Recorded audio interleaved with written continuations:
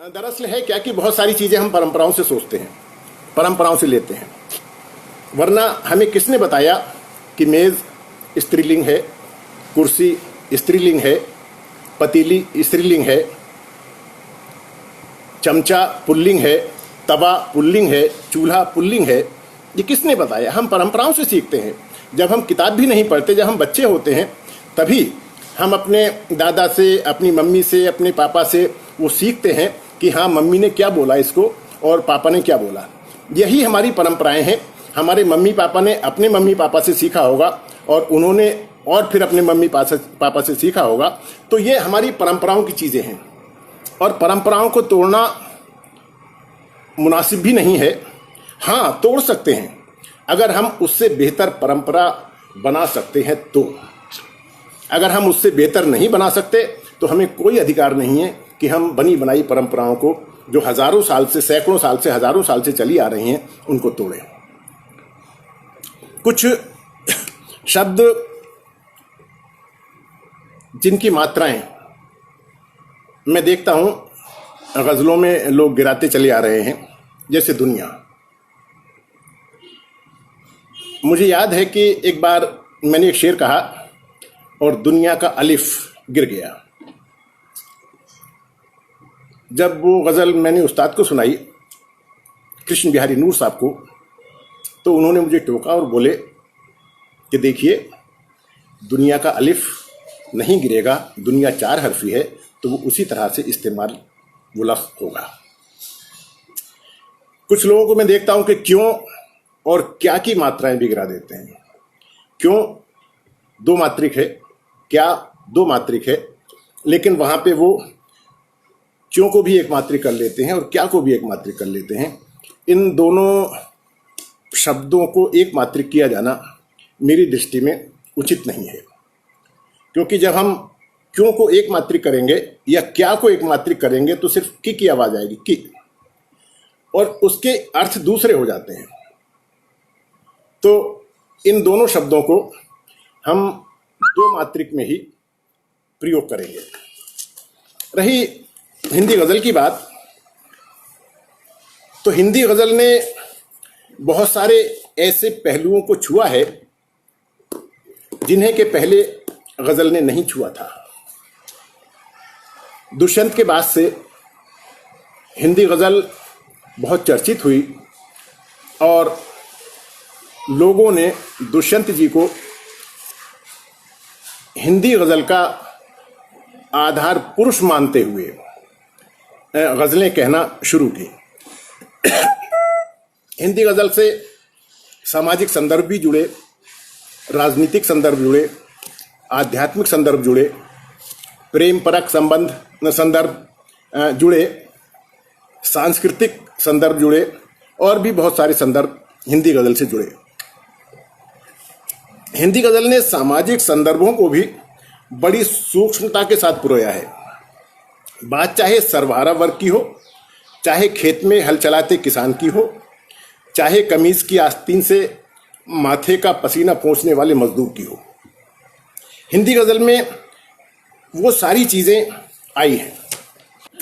तो सामाजिक संदर्भों को जब हम लेते हैं तो नूर साहब के 2 शेर मुझे याद आ रहे हैं कि ज़मीर कांप तो जाता है, आप कुछ भी कहें। ज़मीर कांप तो जाता है, आप कुछ भी कहें, वो हो गुनाह से पहले कि हो गुनाह के बाद। वो हो गुनाह से पहले कि हो गुनाह के बाद, और हवस ने तोड़ दी बरसों की साधना मेरी, गुनाह क्या है ये जाना मगर गुनाह के बाद। हवस ने तोड़ दी बरसों की साधना मेरी, गुनाह क्या है ये जाना मगर गुनाह के बाद। आदरणीय विनोद प्रकाश गुप्ता जी लिख रहे हैं कि ना को कब एक मात्रिक लेंगे या हमेशा उर्दू वालों की तरह एक मात्रिक लेंगे। हाँ, उनका प्रश्न महत्वपूर्ण है। यहां मैं ये कहना चाहता हूं कि ना 2 जगह इस्तेमाल होता है। एक तो छोटा ना जो नहीं के लिए है, आप ना जाइए। एक बड़ा ना जिसका इस्तेमाल दूसरी जगह होता है। हालांकि उर्दू में जब हम लिखते हैं तो दोनों ही 2 हर्फी हैं, एक में नून है और एक में नून अलिफ। अब ये अलग बात है कि नून है वाले को हम एक मात्रिक मान लेते हैं उर्दू में और नून अलिफ वाले को दो मात्रिक, लेकिन जब हम देवनागरी में लिखते हैं तो छोटा ना जिसमें सिर्फ ना होता है और एक में ना और नून और अलिफ यानी ना, बड़ा ना। अब ना इसको तो हम जैसे आप वहां न जाइए यहां इस्तेमाल होता है, लेकिन जब हम कहेंगे अरे चलो ना, हमारे साथ चलो ना, अब जब यहां जब ना इस्तेमाल होगा तो वो नून अलिफ वाला होगा यानी बड़ा ना इस्तेमाल होगा। आप जाइए ना, ये इन दोनों का अंतर है। दुष्यंत जी कहते हैं कि एक चिंगारी कहीं से। अब देखिए ये जो चीजें हैं ये हिंदी गजल का सरमाया है कि और ख़ास तौर से सर्वहारा वर्ग की समस्याओं को दुष्यंत जी ने प्रमुखता के साथ अपनी गज़लों में उभारा है। उन्होंने ऊँघते हुए युवा वर्ग को इस शेर के माध्यम से सचेत किया है कि एक चिंगारी कहीं से ढूंढ लाओ दोस्तों, एक चिंगारी कहीं से ढूंढ लाओ दोस्तों, इस दिए में तेल से भीगी हुई बाती तो है। हिंदी गज़ल इसी को अपना आधार, सामाजिक संदर्भों को अपना आधार मुख्यतः बनाए हुए है। वहीं मुझे याद आ रहा है एक शेर सर्वेश चंद्रौश्री जी का। अभी पिछले दिनों उनका स्वर्गवास हुआ है। हमारे बहुत अच्छे मित्र, बहुत अच्छे भाई थे और बहुत प्यार करते थे। तो ये उनका शेर है कि मुझे बहुत अच्छा लगता है कि चिराग बुझ गया अच्छा हुआ नहीं तो अभी, चिराग बुझ गया अच्छा हुआ नहीं तो अभी, अबे तबे से हवा बात करने वाली थी। चिराग बुझ गया अच्छा हुआ नहीं तो अभी, अबे तबे से हवा बात करने वाली थी। तो ये संदर्भ हिंदी गज़ल में मुख्य रूप से आपको सामाजिक संदर्भ देखने को मिलेंगे। मैं अपना भी एक शेर यहाँ सुनाई देता हूँ कि चांद को छूने की कोशिश में तो नाकामी मिली, हाँ मगर नादान बच्चे को उछलना आ गया। तो ये संदर्भ, सामाजिक संदर्भ हिंदी गज़ल में प्रमुख रूप से उभरे हैं। वहीं पर जब हम राजनीतिक संदर्भों की बात लेते हैं तो हिंदी रचनाकारों ने असल में है क्या कि उन्होंने अपने आसपास के वातावरण को अपनी गज़ल का मुख्य बिंदु बनाया, अपने अशार का माध्यम बनाया। आपने देखा होगा कि राजनीतिज्ञों ने सदैव आम आदमी को वोट बैंक समझा है। उनकी परेशानियों और समस्याओं से राजनीतिज्ञों का कोई खास लेना देना नहीं रहा। चुनाव आते ही गली मोहल्लों में खादी के वस्त्र पहने हाथ जोड़े हुए नेतानुमा कुछ विशिष्ट लोग आपको दिखाई पड़ जाएंगे, लेकिन चुनाव जीतने के बाद वो नजर नहीं आते। उन पर कटाक्ष दुष्यंत जी ने बहुत अच्छे किए हैं। वो कहते हैं कि भूख है तो सब्र कर, रोटी नहीं तो क्या हुआ। भूख है तो सब्र कर, रोटी नहीं तो क्या हुआ। आजकल दिल्ली में है जेरे बहस ये मुद्दा। आजकल दिल्ली में है जेरे बहस ये मुद्दा। भूख है तो सब्र कर, रोटी नहीं तो क्या हुआ। आजकल दिल्ली में है जेरे बहस ये मुद्दा। वहीं वो एक शेर और कहते हैं कि जिस तरह चाहो बजाओ इस सभा में, जिस तरह चाहो बजाओ इस सभा में, हम नहीं हैं आदमी हम झुनझुने हैं। हम नहीं हैं आदमी हम झुनझुने हैं। वहीं कृष्ण बिहारी नूर साहब का एक शेर पेश करता हूं कि ठंडी हो जाए जरा जलते मकानों की ये राख, कि ठंडी हो जाए जरा जलते मकानों की ये राख। घर से मत निकलो बड़ी गर्म हवा है यारो। घर से मत निकलो बड़ी गर्म हवा है यारो। और एक शेर और गोपाल दास नीरज जी का एक शेर बहुत अच्छा शेर है, प्रस्तुत करना चाहता हूं। वो लिखते हैं कि शेषधर जी ने एक बार ये मसला उठाया था, पर ठेठ उर्दू वालों ने न या ना की मात्रा एक ही तस्वुर की थी, तभी से ये संशय दिमाग में घर कर गया। देखिए यहाँ मैं एक निवेदन और कर दूं कि उर्दू की जो पर्शियन स्क्रिप्ट है, जो फारसी लिपि है, उसमें दूसरी भाषाओं के बहुत से शब्द लिखने की जस के तस उच्चारण के साथ लिखने की क्षमता नहीं है। अगर वो सिर्फ नून लिख दें, हे ना बनाएं उसमें, तो वो ना, उसमें ना एक मात्रिक लिखा ही नहीं जा सकता। नून हे को उन्होंने एक मात्रिक माना है, जबकि जो देवनागरी लिपि है वो एकदम साइंटिफिक है, एकदम वैज्ञानिक लिपि है। उसमें किसी भी भाषा के शब्दों को जस के तस उच्चारण के साथ लिखने की क्षमता है। अब आप देखिए कि हिंदी में जब हम देवनागरी में लिखते हैं अरबी फारसी के शब्द, तो का के नीचे हम नुक्ता लगाते हैं, खा के नीचे लगाते हैं, गा के नीचे लगाते हैं, जौ में नुक्ता लगाते हैं। और अब तो अ और एन यानी अलिफ और एन के उच्चारण को अलग अलग दर्शाने के लिए अ के नीचे भी नुक्ता लगा दिया जाता है। जैसे शम्मा, लास्ट में उसके एन है, शीन मीम एन, तो उसमें एन के उच्चारण को दर्शाने के लिए अ के नीचे नुक्ता लगा दिया जाता है। तो इस मामले में जो हमारी जो देवनागरी लिपि है वो बहुत मजबूत है। पर्शियन, इसीलिए पर्शियन बहुत कमज़ोर है। और मैं समझता हूँ कि जो दूसरी भाषाओं के जो शब्द हैं, हिंदी अंग्रेजी के, वो उर्दू क्षेत्र में जाकर उनका सही उच्चारण वो लोग नहीं कर पाते। कई शब्द ऐसे हैं जिनके उच्चारण बिगड़ जाते हैं, वो प्रोग्राम को प्रोग्राम पढ़ते हैं। अब मैं शायर हूं तो इसलिए मुझे मालूम है कि प्रोग्राम 5 हरफी है और प्रोग्राम 7 हरफी हो जाता है। वो प्रधान नहीं, वो प्रधान पढ़ते हैं। प्रधान 4 हरफी और प्रधान 5 हरफी है। यही चीज वो उसको वहां बांधते भी हैं, अपने शेरों में भी इसी तरह से बांधते हैं। तो गलत होता है। वहां खंडहर नहीं है, वहां खंडहर है, 3 मात्रिक।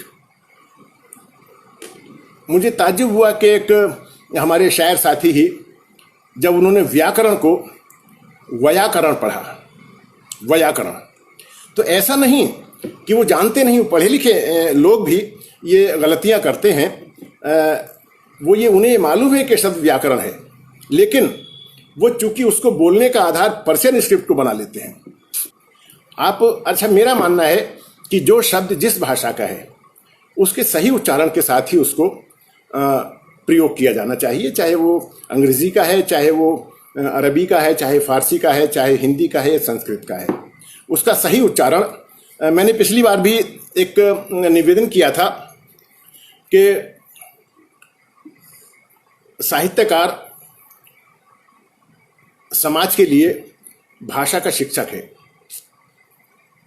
जब साहित्यकार की भाषा बिगड़ती है तो साहित्य की भाषा बिगड़ती है, और जब साहित्य की भाषा बिगड़ती है तो समाज की भाषा बिगड़ती है।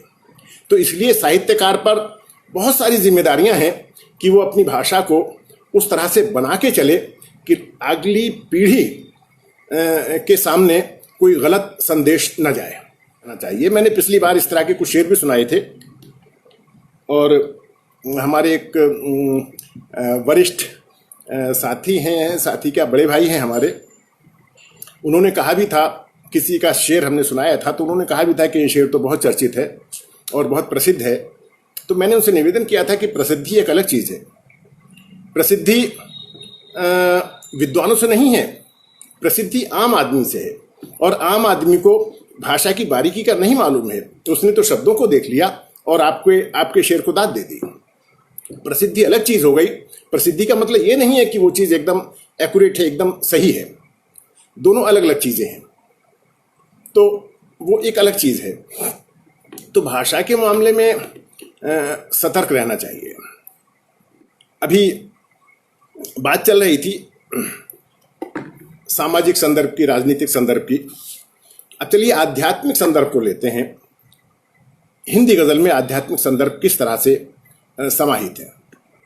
हालांकि अध्यात्म में ये जो आध्यात्मिक संदर्भ तो हमें उर्दू गज़ल में भी बहुत अच्छे अच्छे मिलते हैं, नो डाउट, लेकिन हिंदी गज़ल चूँकि अपनी हम ये कह सकते हैं कि किशोर अवस्था में है। उर्दू गज़ल को तो 400 साढ़े 400 साल का वक्त हो गया, तो वो अपनी परिपक्व अवस्था में है। लेकिन इसको अभी बहुत लंबा वक्त नहीं हुआ है हिंदी गज़ल को। लेकिन उसमें उस तरह के अनछुए पहलू हिंदी गज़ल ने अपने खुद में समेटे हैं और समाहित किए हैं। अब जैसे कि पुनर्जन्म ये भारतीय संस्कृति का एक अभिन्न हिस्सा है, यानी हिंदू अध्यात्म की एक संकल्पना है कि पुनर्जन्म है। दूसरे किसी धर्म में या मजहब में पुनर्जन्म को नहीं माना जाता। हिंदू दर्शन में विश्वास है कि आज की वास्तविकता पूर्व जन्म की परछाई है। मेरे उस्ताद कृष्ण बिहारी नूर साहब का काव्य इस मामले में बहुत रिच है कि उनके यहाँ श्रृंगार जो भी है वो श्रृंगार में अध्यात्म के और अध्यात्म में श्रृंगार के दर्शन होते हैं। कई बार ये यानी जो व्यक्ति जिस नज़रिए का है वो उसे उस नज़रिए से उस शेर का अर्थ ले सकता है। मैं नूर साहब का ही एक शेर सुनाता हूँ। इस जन्म में उस जन्म का कर्ज उतारा ही किया, जिंदगी का ये सफ़र फिर भी बहुत अच्छा रहा। उनका एक शेर और सुनाता हूँ कि अकेलेपन की सबको शिकायत है। हर व्यक्ति कहता है कि मैं अकेला हूँ, लेकिन जो सर्वशक्तिमान ईश्वर है वो भी अकेला है, उसकी चिंता कौन करता है। तो इन्हीं चीज़ों को लेते हुए नूर साहब का शेर है कि अपनी तन्हाई का सबको है गिला, अपनी तन्हाई का सबको है गिला, किसने देखी हैं तेरी तन्हाइयाँ। तो नूर साहब कहते हैं कि अपनी तन्हाई का सबको है गिला, किसने देखी हैं तेरी तन्हाइयाँ। वहीं वो कहते हैं कि बस उसकी मांग में, अब ये शेर देखिए कितना खूबसूरत है, पुनर्जन्म, बस उसकी मांग में सिंदूर भर के लौट आए, बस उसकी मांग में सिंदूर भर के लौट आए, हमारा अगले जन्म का चुनाव ऐसा था। बस उसकी मांग में सिंदूर भर के लौट आए, हमारा अगले जन्म का चुनाव ऐसा था।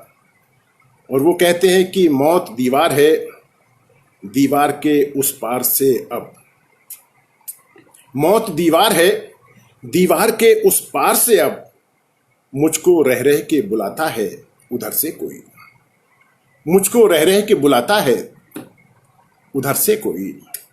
वहीं एक शेर मैं भी अपना छोटा सा प्रस्तुत किए देता हूं कि अब के सूरज से मिलेंगे तो यही पूछेंगे, अब के सूरज से मिलेंगे तो यही पूछेंगे, छाँव पेड़ों की तेरे साथ कहाँ जाती है, छाँव पेड़ों की तेरे साथ कहाँ जाती है।